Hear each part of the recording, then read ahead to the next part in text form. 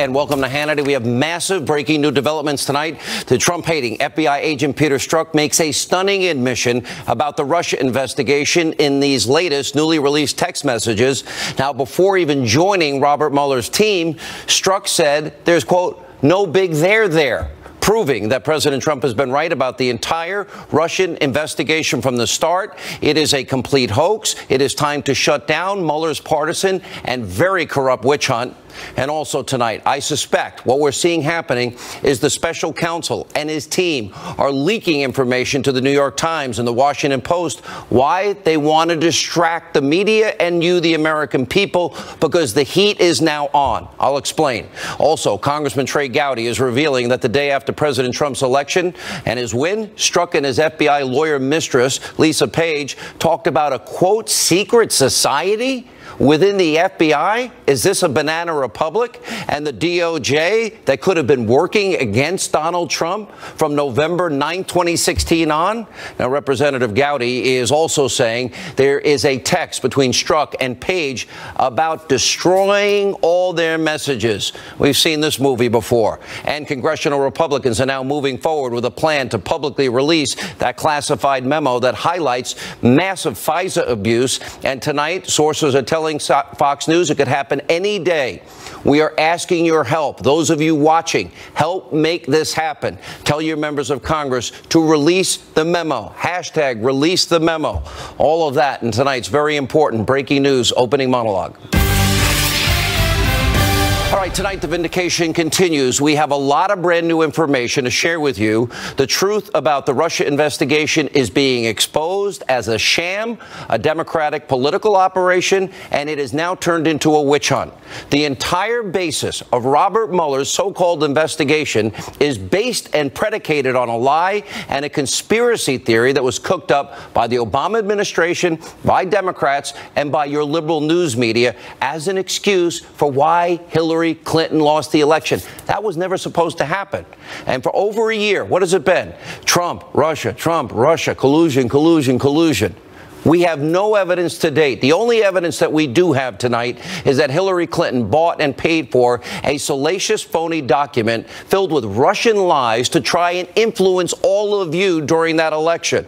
That's what Mueller should really be looking into, but instead, his investigation is now morphed into a Democratic political hit job to remove a duly elected president from office and use the powerful tools of intelligence and the FISA courts to do it.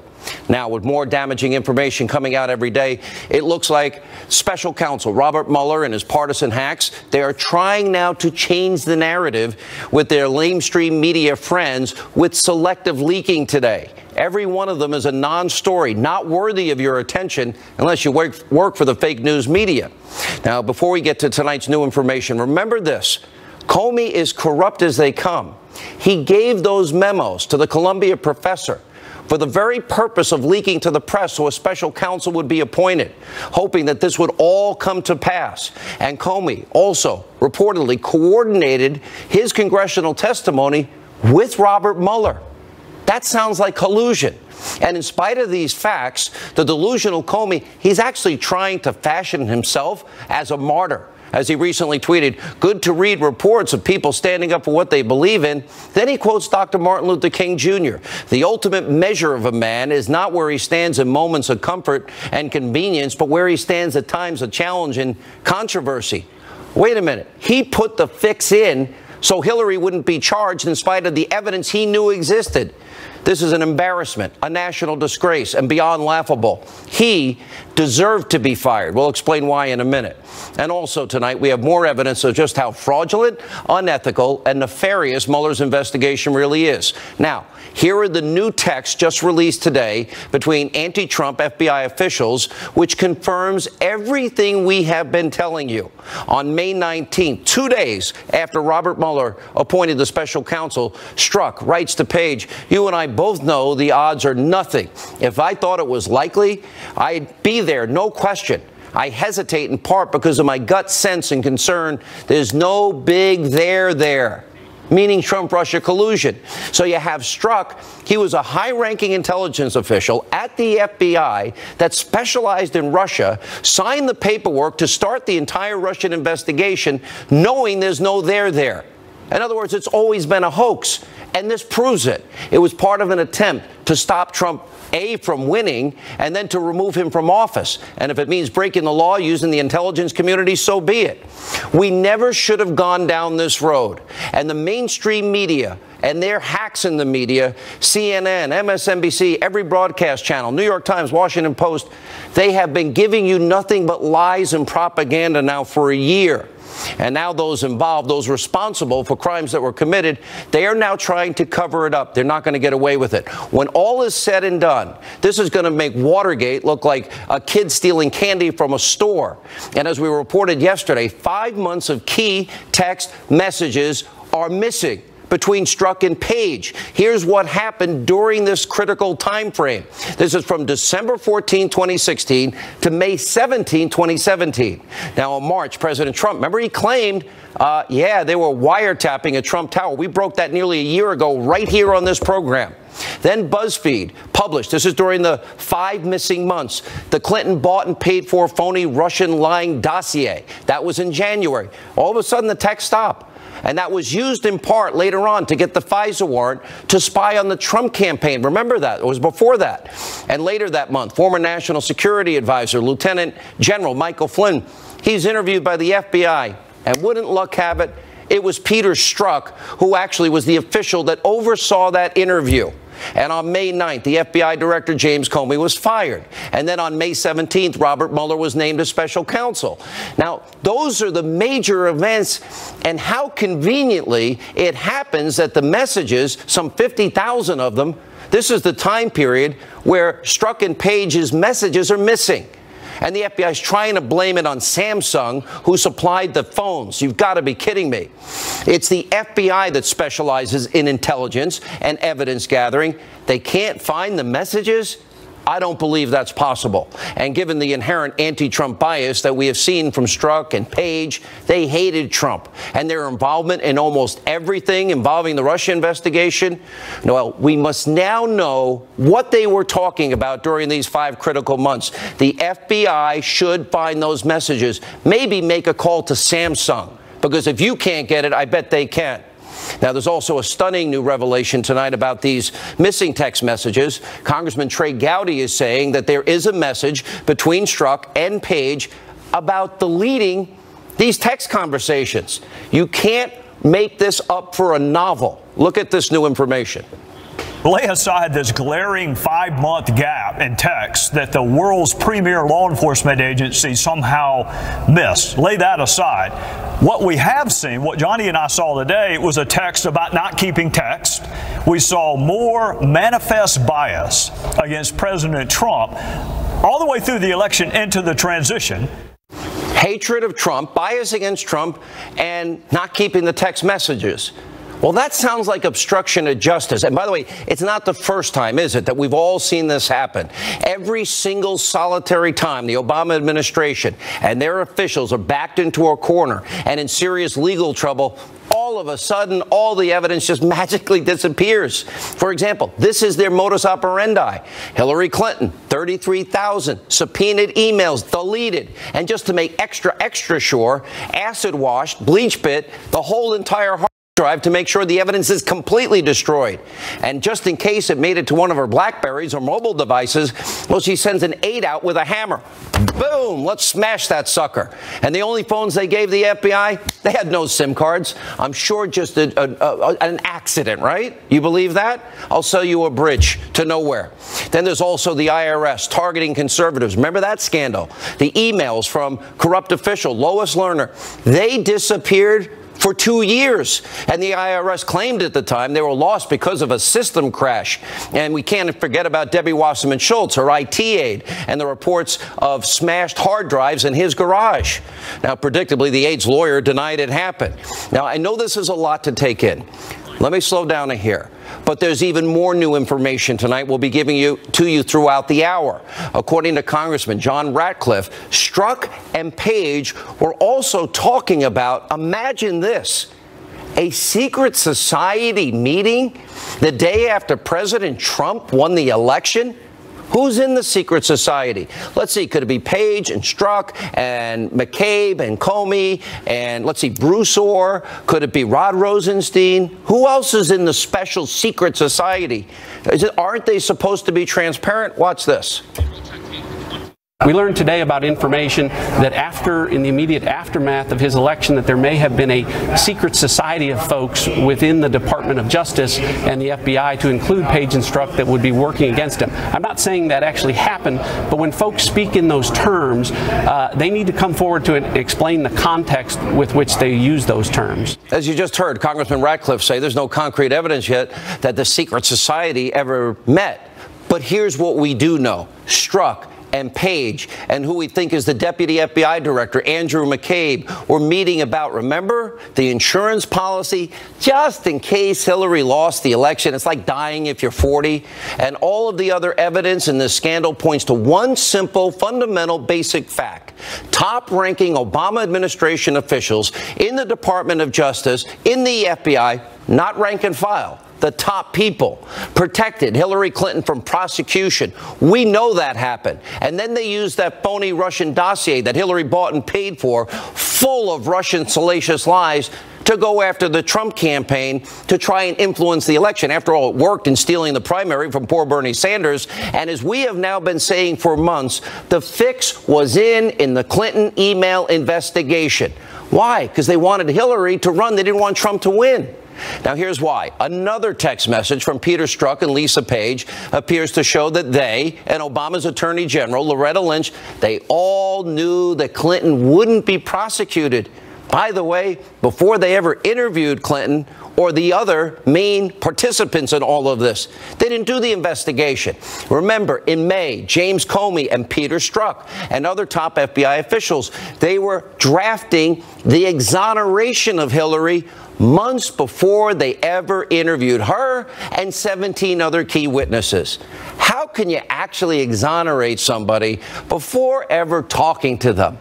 That's called the fix being in. That's being rigged. That is corruption 101. Let's take a look at James Comey denying under oath that he reached his legal conclusion before interviewing Hillary Clinton. Now, remember, we have all the different drafts, and his original drafts all pointed to a case of Hillary being guilty as hell. Watch this. Director, did you make the decision not to recommend criminal charges relating to classified information before or after Hillary Clinton was interviewed by the FBI on July the 2nd? After. But if colleagues of ours believe I am lying about when I made this decision, please urge them to contact me privately so we can have a conversation about this. All I can do is tell you again, the decision was made after that because I didn't know what was going to happen in that interview. She maybe lied during the interview in a way we could prove.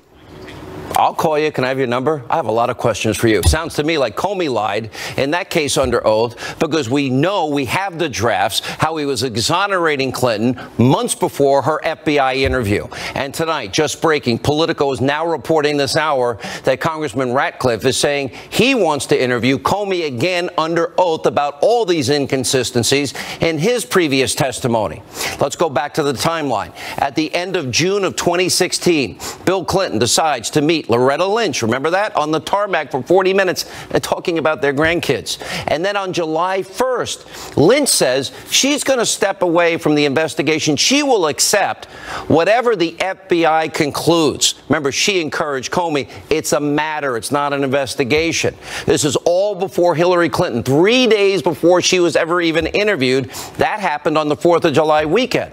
So after Lynch's statement that she was taking a back seat, Strzok writes his mistress, girlfriend, Page, timing looks like hell. Page replies, yeah, that's awful timing. And then later adds, it's a real profile in courage since she knows no charges will be brought. They hadn't interviewed Hillary Clinton yet. 4 days later, they finally interviewed Hillary Clinton on the third day. Then Comey comes out with what he was already writing in early May in his press conference, giving Hillary Clinton a pass on everything. So Strzok knew, Page knew, Comey knew, Lynch knew, and I assume Andrew McCabe knew as well. Nothing was going to happen to Hillary because the fix was in. And if Lisa Page knew, then that probably means she was advising Deputy FBI Director Andrew McCabe. So what else are they lying about? Were they aware the FBI was giving Clinton cover?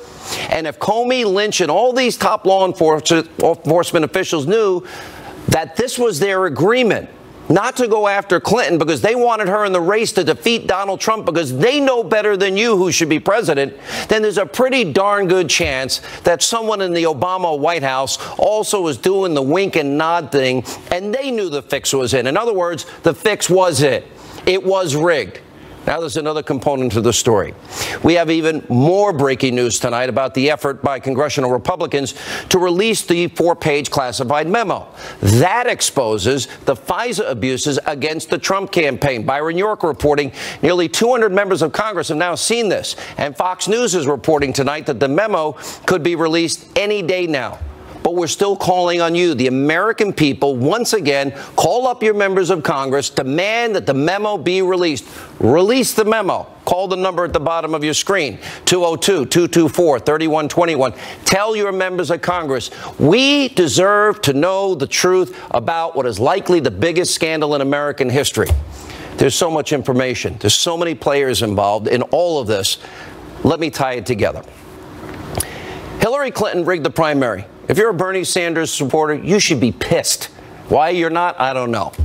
Even though there is incontrovertible evidence she broke the law, James Comey, Andrew McCabe, Peter Strzok, Lisa Page, Loretta Lynch all put the fix in and allowed her to stay in this presidential race.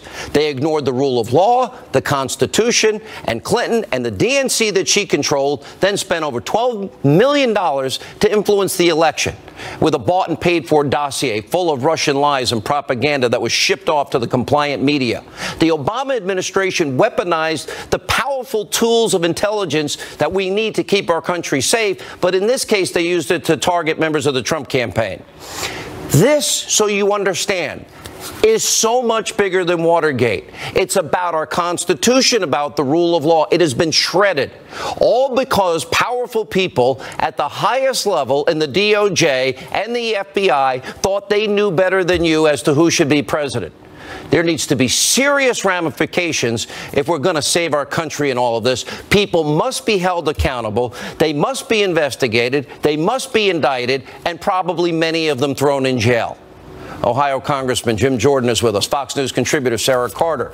Former Secret Service agent Dan Bongino. Congressman, am I missing anything here?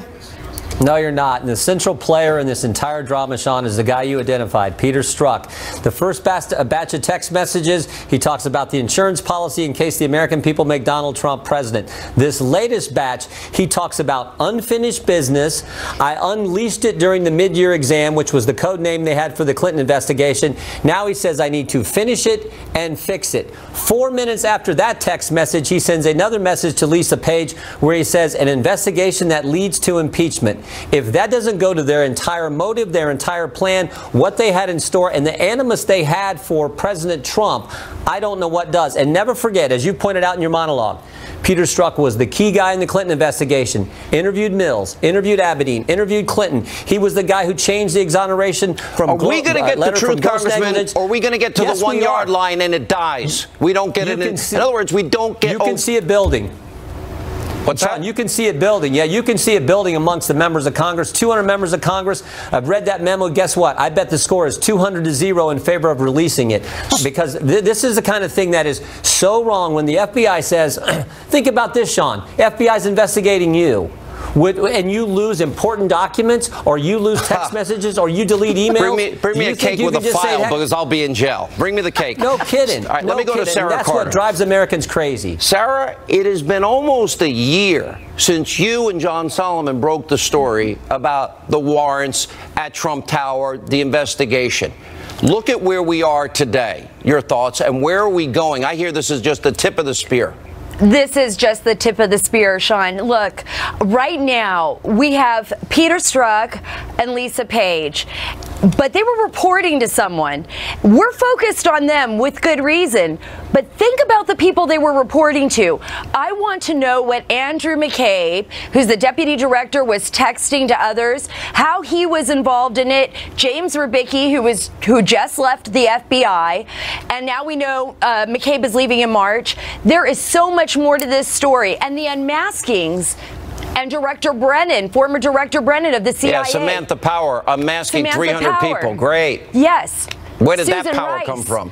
And, well, yeah, where did that come from? And now she says, she told Trey Gowdy that someone signed those unmaskings in her name. Well, I'd like to know Explain who then. that. Let's find out who was impersonating That's right. the UN ambassador and that were unmasking Americans. You know, fundamentally, Dan Bongino, I am really, this 5-month gap, this is so much bigger than 18.5-minute gap of tape in the Watergate tapes.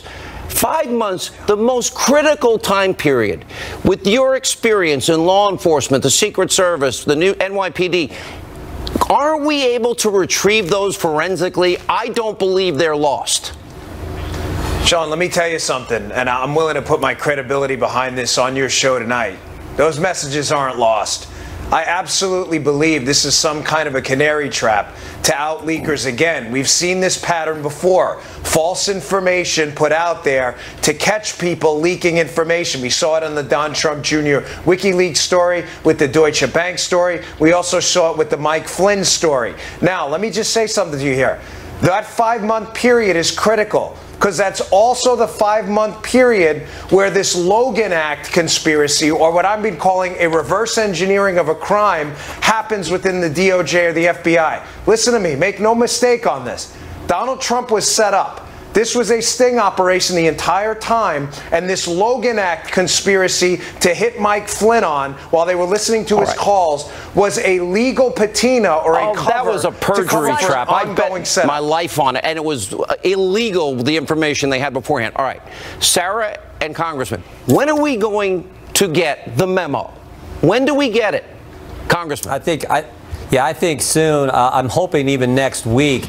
I know I talked to Chairman Nunes. He's committed to making sure the committee calls its hearing, has the vote, and then we start that 5-day process. And I believe, frankly, the White House will give us the thumbs up right away. If that passes the committee with a majority vote, I think President Trump will say, let the American people see it. Sarah, are we Congressman Jordan, yes. Yeah, he definitely brought up what I was hearing as well. There will be a vote next week.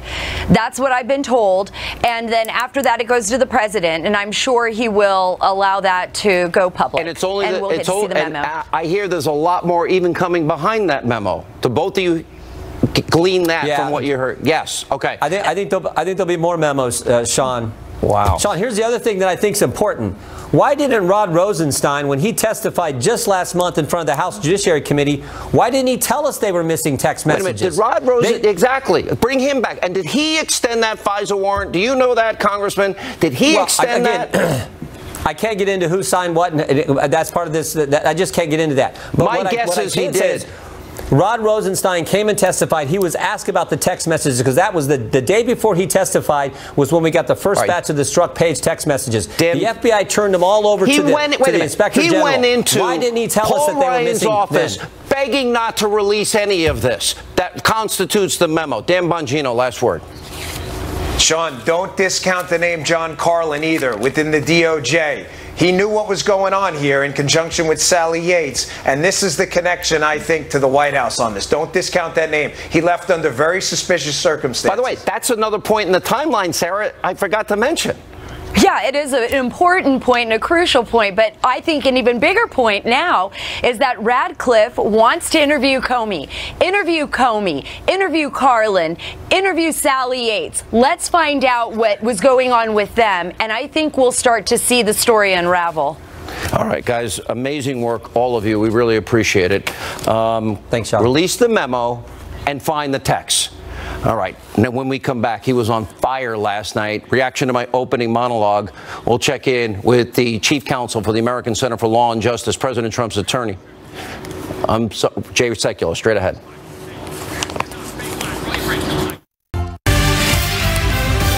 He is the chief counsel for the American Center for Law and Justice, President Trump's attorney, Jay Sekulow. A secret society?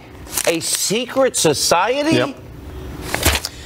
Look, Sean, I mean, you could start with the secret society, you could end with the missing text messages, or you could start where Senator Grassley, the chairman of the Judiciary Committee, said, conclusions first, fact-gathering second.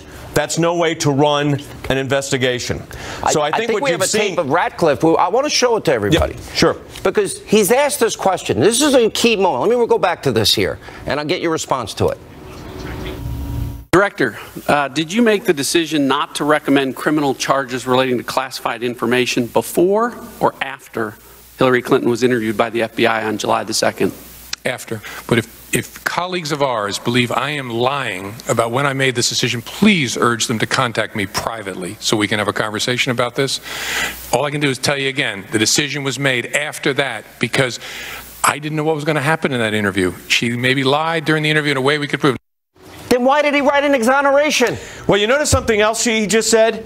Maybe she would have lied during the interview. In other words, were they trying to set up a perjury trap? So really, you got to listen to what James Comey just said. First, he said he made the conclusion after the interview, right? Which we know is a false statement because he made the decision months before the interview. By the way, it wasn't just the interview with the former Secretary of State. It was also other witnesses that were granted immunity that had not yet been interviewed when he made his exculpatory statement saying that she's not responsible and there's no violation of law months before the key witnesses were put forward or interviewed. Then he said she may have lied during the interview and that would have maybe changed it. In other words, a perjury trap. So this is kind of Washington speak for what?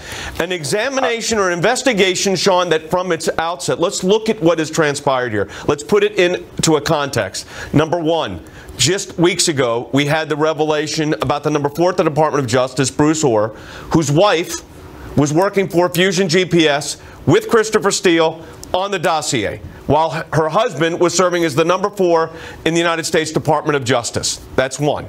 Number two, the missing, and this seems to be, I hate to say this, but I've had this experience because of the litigation that we engaged in at the American Center for Law and Justice involving the IRS targeting cases.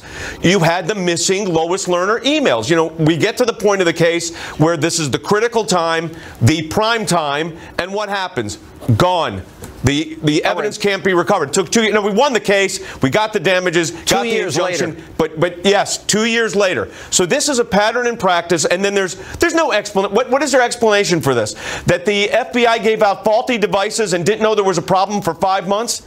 All right. I hope that's not the case, because that in and of itself is bad as well. So Page that shows a complete lack of leadership. Yep. We know Page and Strzok.